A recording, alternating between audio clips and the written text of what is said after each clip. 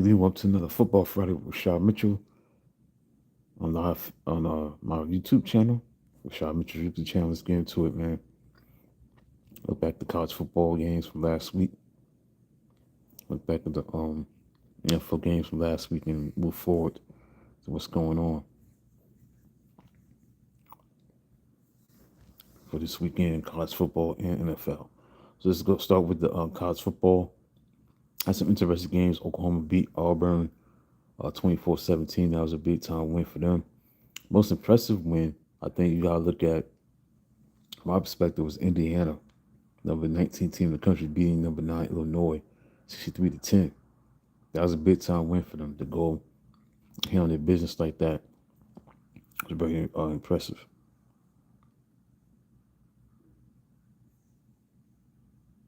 So I think that was a great win for them.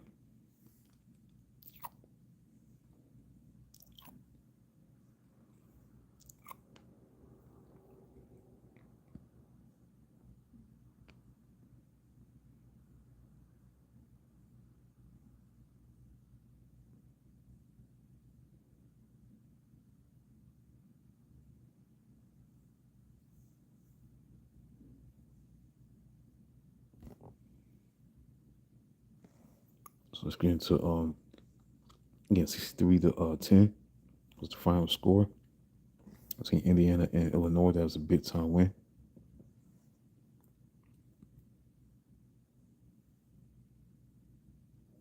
So that's a game that stood out to me. That was impressive. For was ranked team against ranked team. With that matchup, then you had Miami beat Florida 26-7, but that was very close than the score indicated. It was 13-0 at halftime, but it was 13-7 when Florida went and got a touchdown. It was like that for most of that game. And I went on there driving, wore down the defense with the running game of Fletcher Jr. and Brown. They were able to win them out with the running game. They was able to win. Miami,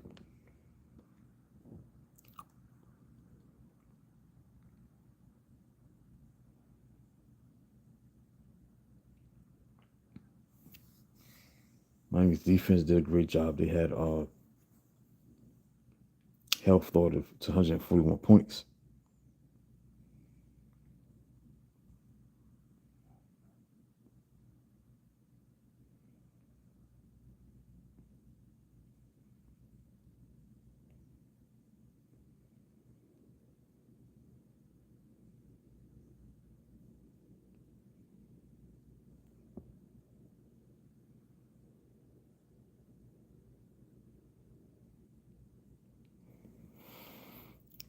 Hello.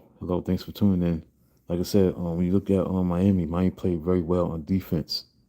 Excellent on defense, holding Florida to only 141 yards of total offense. So Miami looks good right now. They rank number 2 in the country. They got a bye week. They'll be playing Florida State next week. Right now, speaking of Florida State, they're in a great battle right now on the road against Virginia. 28-28 in the fourth quarter. And Virginia has the ball at the Florida State 33-yard line. So is this like a trap game for Florida State to look past, an opponent like Virginia, despite being number 3-1, they unranked, and they're kind of looking past them maybe to Miami because they play Miami next week. So that'd be a bad loss for Florida State if they don't hold on and end up losing, because that's gonna be bad for that game next week. I'd like to see College Game Day be at Florida State for the Miami Florida State game. It may still be there, but it'd be wonderful if Florida State wins this game. But right now, 12-14 to go in the fourth quarter. Virginia has the ball at the Florida State 33-yard line. Game is tied at 28-28 in the fourth quarter. So we got a tie game, possible upset between Florida State and Virginia. But when you look at Miami, they're looking very good right now. They got a bye week. They're not playing this week. They're ranked number 2 in the country. They did an excellent job defensively. But now to get ready for a tough battle against Florida State, win or lose, that's going to be a tough game. It's a rivalry game. Rivalries, the windows of records goes out the window. It's not about who has a better record, whatever it is. It's a rivalry. So last week showed that. That's why that 26-7 final is very misleading, because that game was very close. throughout the second half. And Miami had just had to pull it out, wear them down with the running game, and do enough defensively to, get the job done. So that was a big time win for them. So they got a bye week, rest up and get ready for Florida State.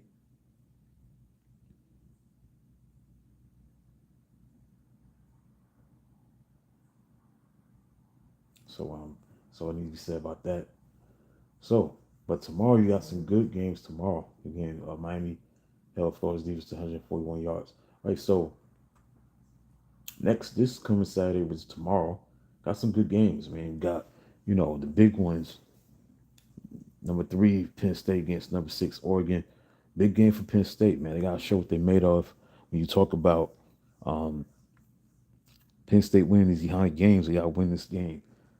James Franklin, especially for his coaching career and his tenure, he has to get this thing done against Oregon coming to town. And then you got number 17, Alabama going into number five, Georgia. That's a big time game. So we got some good games. Also, we got LSU, number 14 in the country, against number 13. Um, hello, Nat. Hello. You got number 13, Ole Miss hosting LSU, number 14 in the country. So that's going to be an interesting game. And you got Illinois versus USC. Number 22, Notre Dame got road test against Arkansas. Auburn, Texas A&M. Got some interesting games. So keep your eyes on college football. Again, right now, update Florida State and Virginia. Again, number 8, Florida State is tied at 28. 28. And Virginia is deep in Florida State territory. They in the red zone. So they got a chance to score some points. So Florida State having trouble, man. Maybe it's like a trap game. Maybe they looking past Virginia and looking ahead to Miami. Sometimes that happens sometimes. But right now, Virginia is looking to go up and take the lead. Right now it's 9:37 to go in the fourth quarter. Second down 11 from FSU 22-yard line. So they're in field goal range. A chance to go ahead. Let's get into some NFL. Last week we had some wild games, man. A lot of special teams touchdowns.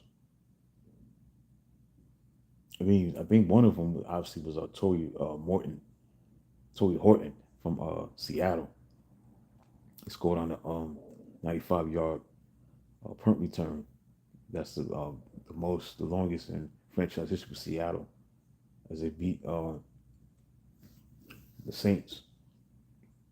I don't know if that was the only touchdown in special teams last week. You had a lot of field goal attempts that were blocked, especially the game between the Rams and the Eagles. Jordan Davis returned the kick back for a touchdown. And then you look at in the Cleveland Green Bay game, Green Bay was trying to win. That kick was blocked. That was a block field goal. So special teams, Smith Hughes, has where it's already headed as far as like field goal attempts. The Jets and the Buccaneers. The Jets lost, but they had to block the kick. So it's a lot of that stuff that went on. And then you had Isaiah Rodgers became the first player to score two defensive touchdowns. Not only that, he had two forced fumbles. He's the first player to ever do that. So very strange, weird, wacky week in the National Football League for his defensive touchdowns, blocked field goal attempts, special teams. Well, you call it special teams touchdowns because when somebody blocks a kick and returns for a touchdown, that's the touchdown in special teams in a sense. In the sense that I gotta go to the special teams for blocking a kick, like blocking a punt and scoring for a touchdown. That's special teams touchdowns. So that's gotta be in abundance with that. So Vikings won that game 48-10. The Browns upset the Packers 13-10. The Rams lost a 26-7 lead. Give credit to Jalen Hurts. He led the rally the troops and brought them back, and they was able to win that game, 33-26 through 3 touchdowns. Chargers 3-0. They beat the Broncos 23-20. The down performance by Justin Herbert's playing very well.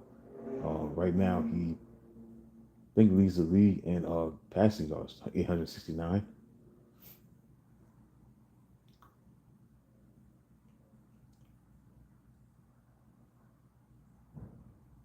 Yeah, Hurts threw 3 touchdowns. Yeah, so when you look at Justin Herbert, he's playing very well. Chargers looking good. Speaking of Chargers, they play the Giants this coming Sunday. Not a great game, but the Giants did bench Russell Wilson, the quarterback. Now they got quarterback Jackson Dart, the rookie. He's going to be starting his first game, so see how he handles the pressure. So you got that going on. Look at Justin Herbert stats. I think he has 869 passing yards already. I think he leads the league in passing yards. Let's check that out.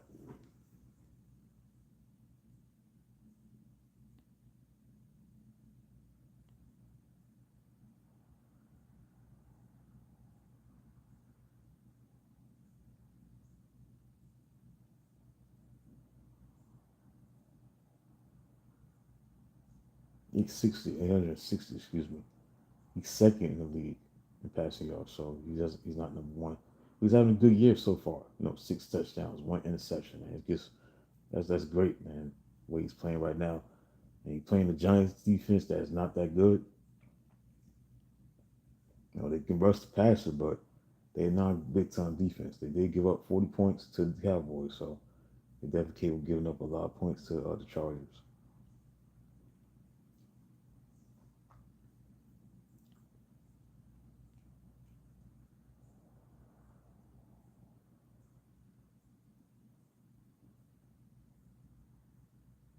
What you can say about that.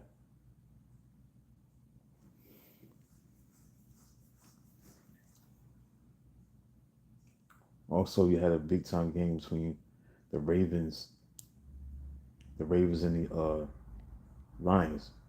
Shootout, 38-30 was the final score. And it showed you that the Lions have not missed a beat. They've scored a combined total of 90 points the last couple of games, 52 and 38. So they have not missed a beat, despite not playing so well against the Packers. Gotta give credit to the Packers defense.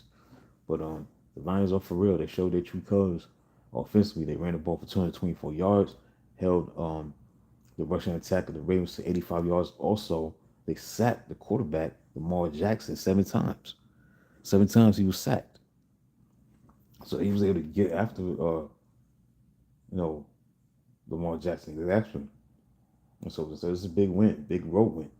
Golf played very well, 202 yards. They run the ball very well, 151 yards by Montgomery, 77 yards receiving by Amos St. Brown. So it's no better than that, man. The way Amon Ross St. Brown, they played very well. So that's a big time win. Well, yesterday you had a 23-20 win for Seattle to start off week 4. So that's just narrative that. So let's get into the stats. And I'll be done with the show. With the live feed. Football Friday with Rashad Mitchell. Let's get into the update on what's going on in college football with Florida State versus University of Virginia. Did Virginia score a field goal or did they score a touchdown? So I'm trying to check out. See. Okay, they got a touchdown. So Virginia is leading 35-28 with 7:20 to go in the fourth quarter. So this is an upset alert for the Florida State Seminoles. I think this is a classic trap game. They play the Hurricanes next week. Mayday was looking ahead, playing an unranked opponent on Friday night. Now you're losing 35-28, so you gotta, eke out this win. They just gave up. The defense gave a 16-play, 75-yard drive. So what's going on with the Florida State defense? Morris threw a 15-yard pass for a touchdown. So this is crazy from that perspective, man. Just to see Florida State plays like that, playing like that, you know, it could be a trap game. Sometimes you get ready to play a team like the Hurricanes that they're gonna be playing next week. You kind of get comfortable when you think, oh, we got this game against Virginia, and now you're in a dogfight, in a battle against Virginia, looking to pull off an upset. So we got drama in college football. All right, so let's get back to the task at hand. Let's get into the breakdown of the NFL stats to know about the games coming up. What you need to know to get ready for these matchups in week 4. Let's get started. Let's go. Let's get into it. Let's get into it right now. All right, we're gonna start with the Vikings and the Steelers, 2-1 teams. They play in Dublin, Ireland. As far as the Steelers are concerned, they have not played well on defense. They have allowed a league high 32 plays, at least 20 passing yards or 12 rushing yards this season. And they play the Vikings enter Sunday's matchup with just 8 plays of 20 yards or more. They be getting Jordan Addison back after 3 games suspension. Um, Sean Elliott could be coming back. Joey Porter Jr. could be coming back for the Steelers. For the Vikings, obviously JJ McCarthy's not going to be playing. Looks like, oh yeah, he's going to miss the game. Sprained ankle. Carson Wentz will start.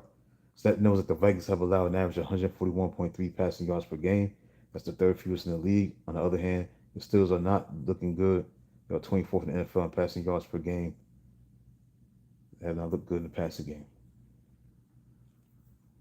This is a good one right here. Another good one is the Eagles and the Buccaneers. Fell at 3-0 teams. The Eagles are 1-3 against Tampa Bay, as far as the Eagles are concerned. Have not done their best in the Florida heat. Temperature supposed to be about 90 degrees, 68% humidity on Sunday. See how they handle the heat. And for the Buccaneers, Todd Bowles, who's an Elizabeth, New Jersey native. Keep your eyes on that. As far as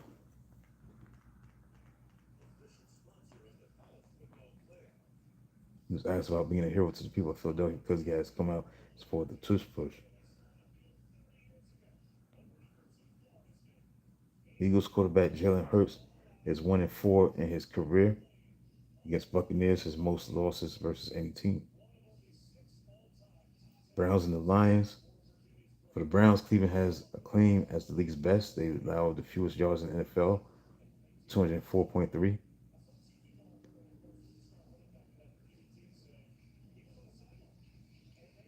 For Detroit concerned, they had a great game, sacking Lamar Jackson 7 times. They lead the league 11 red zone touchdowns this season. Sad to know is that Amon Ross St. Brown, the Lions wide receiver, has 450 receptions in 69 games since entering the league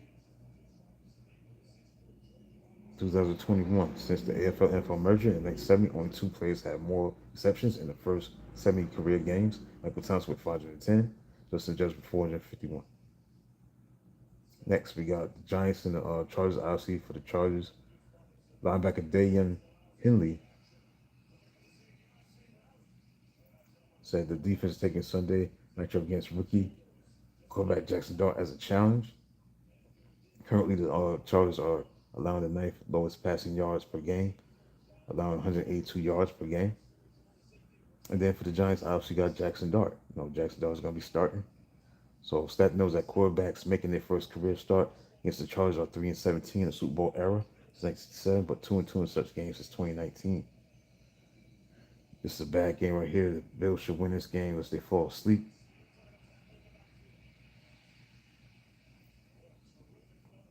Saints 0-3 against the Bills, 3-0. For the Saints, keep your eyes on Spencer Rattler. He's 0-9 as a starter dating back to last season. For the Bills, they have a 13-game home win streak in the regular season. They're going to be without 3 stars at Oliver, the defensive tackle linebacker Matt Milano, right tackle Spencer Brown. So that knows that the Bills have gone 8 straight games without a turnover when the playoffs, which is tied with the 2024 Chiefs, the longest streak with 0 turnovers since 1933.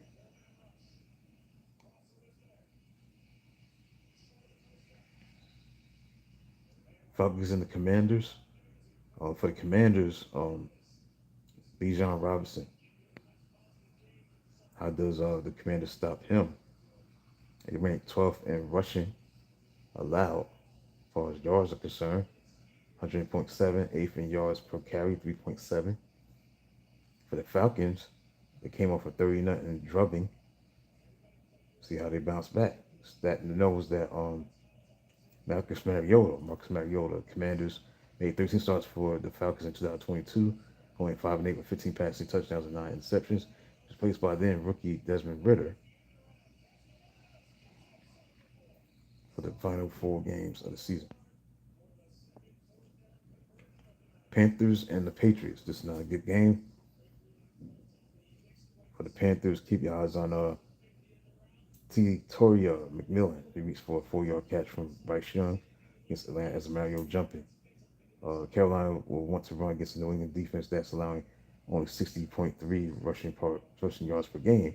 Mike Vrabel said as he spent 2 hours Tuesday night studying the Panthers kickoff coverage, includes knuckleball kicks from Ryan Fitzgerald. Stat knows that Bryce Young is 1-14 in his first 15 career road starts, tied with Steve DeBerg, Dan Presserina, and Blake Bortles for the second worst record by a quarterback through his first 15 road starts since starts were first tracked in 1950. Texas and the Titans. This is a bad game, but it's a much needed game for both teams. Both teams are 0-3. Texas defense allowing 17 points per game, tied for the fifth best average in the league. Houston's pass rush has generated 9 sacks, tied for fourth best in the NFL.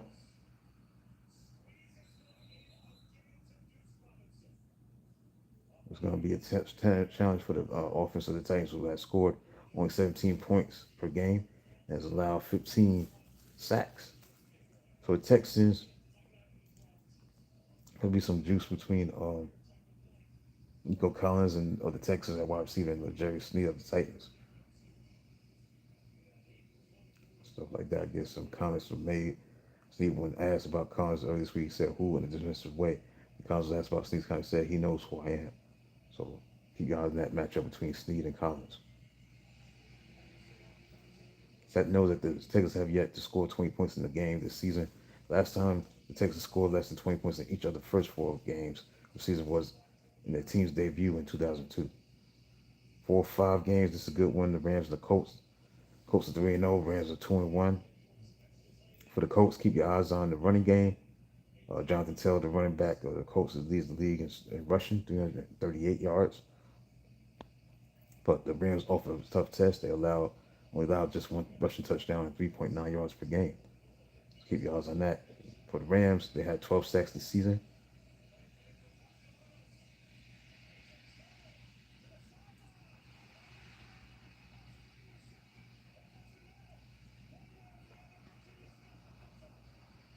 The Rams had 12 sacks this season.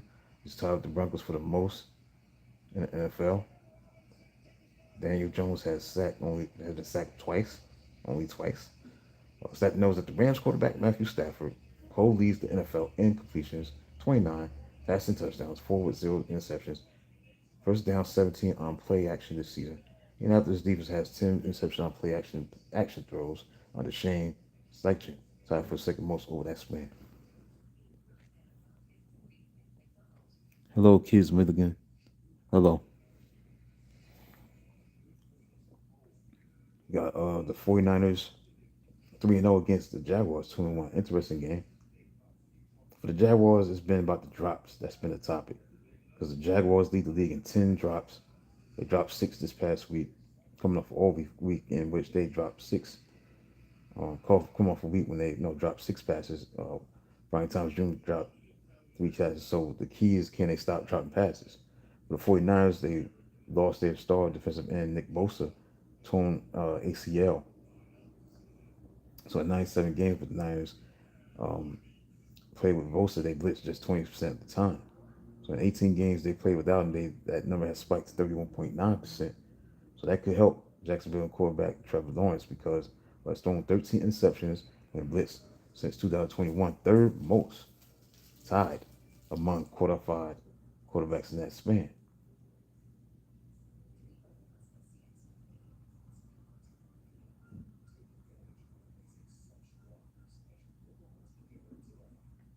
stat to know is Christian McCaffrey, the running back of the Niners, has had 50 rushing yards, 50 receiving yards in each game this season. So he can become the second player in NFL history to start a season with four such consecutive games. All right, we got the big game right here. Both teams not looking good, but it's a big time matchup when you have the Ravens and the Chiefs square off against each other. So both teams are 1-2 for the Ravens. Got to keep your eyes on their defense. It's dead last for the first time since 2021. Ravens are 1-5 versus Patrick Mahomes, including the playoffs. Has thrown 14 touchdowns, 3 interceptions against this defense of Baltimore. For the Chiefs, and we're getting a wide receiver Xavier Worthy. He's coming back. He's going to be returning to the lineup. See how he does. So I know that the Ravens have scored 111 points this season, which is the most by a team with a losing record through 3 games in NFL history.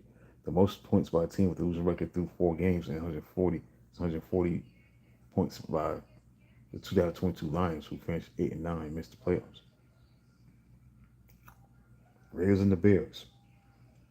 For the Bears, Coach Ben Johnson tried to recognize quarterback Caleb Williams for being named and received Offensive Player of the Week, but the quarterback wasn't having it. Williams had quickly turned his focus from the Bears' first win of the season to the Raiders, but thinks he can carry over from his second ever game with 4 touchdowns. Chicago's offensive output is significantly less on the road. They're going to be playing that in Las Vegas, so they're averaging 50.9 points per game.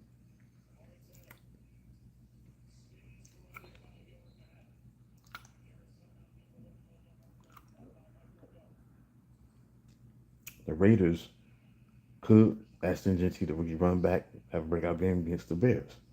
Now, Chicago enters this matchup allowing 5.5 rushing yards per carry, 31st in the league. And then when you look at Genty is averaging 3.1 yards per carry through 3 games. Last week, stat knows that last week was the first game of Williams' career he was not sacked.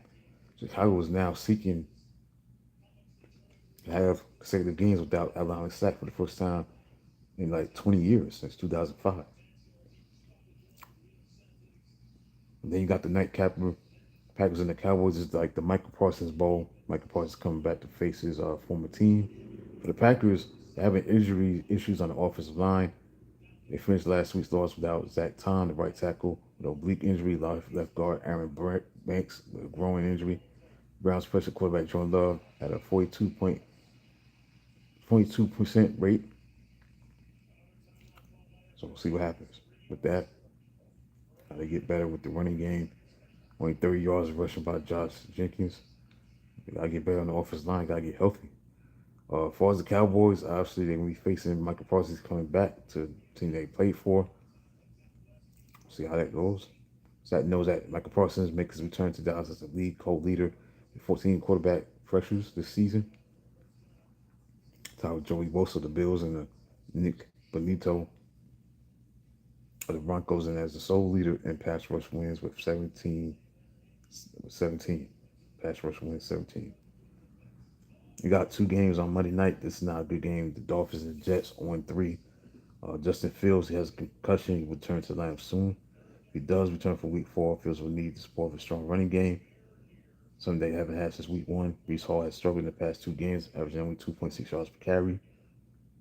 For the Dolphins, Darren Waller has practiced a week, expect to make his season debut. So see what happens with that. With Darren Waller, the tight end. So that knows that both the Jets and the Dolphins are 0-3 and have 0 takeaways this season.